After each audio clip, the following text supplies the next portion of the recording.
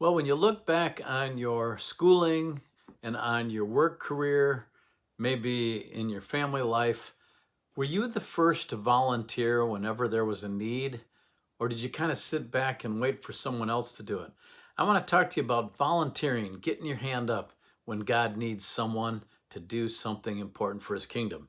This is your morning cup of inspiration. I'm going to tell you about a guy named Hillel the Elder. I didn't know much about Hillel the Elder, but he was a Jewish scholar and a teacher, and he lived about the time of Christ. Now, there's no historical evidence that they knew each other, but Hillel made this saying famous. He said, "If not me, who?"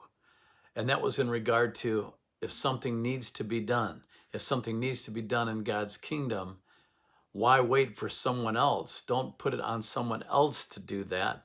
Volunteer. Say, if not me, who? I'm the one. And there's a story about this in Isaiah. In chapter 6 in the Old Testament, I'm reading from the King James Version.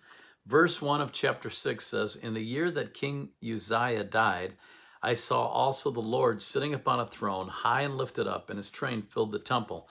King Uzziah had reigned 52 years. He died of leprosy, actually. And after this, Isaiah had a vision, and he saw the Lord. And then down in verse 3, it says, he heard the angels crying, "Holy, holy, holy is the Lord of hosts. The earth is full of his glory." And then it said the posts of the door shook, and then the house was filled with smoke, and he heard a voice that cried unto him. And then Isaiah kind of made an excuse when he heard the voice. He said, I'm a man of unclean lips, and I dwell in the midst of a people of unclean lips. And then an angel came with a piece of coal and put him on his lips and said, "Your iniquity's taken away." So there went his excuse. And then down in verse 8, Isaiah writes, "Also I heard the voice of the Lord saying, Whom shall I send? And who will go for us? Then said I, Here am I, send me." So Isaiah realized he was the one that was supposed to do it. You remember when Moses was called to lead the children of Israel out of Egypt, he said, "I stutter. I'm not really the man for the job."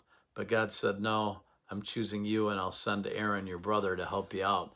So when God says, "I need you to do something, something needs to be done in the kingdom," will you get your hand in the air and say, "Yes, I'm the one. I can get this job. I want to be a part of it." When you do, you'll be blessed, because that little passage we read with Isaiah, that was the beginning of Isaiah's ministry. God needed a messenger for his people, and Isaiah became that messenger, and his message is recorded in the book of Isaiah, which is 66 chapters long. It's a dynamite book in the Bible. When you get a chance, go ahead and read it. I hope that inspires you. When God says, "Who will go for me?" say, "Here am I, Lord, send me." I hope that inspires you, and I'll see you soon for another morning cup of inspiration.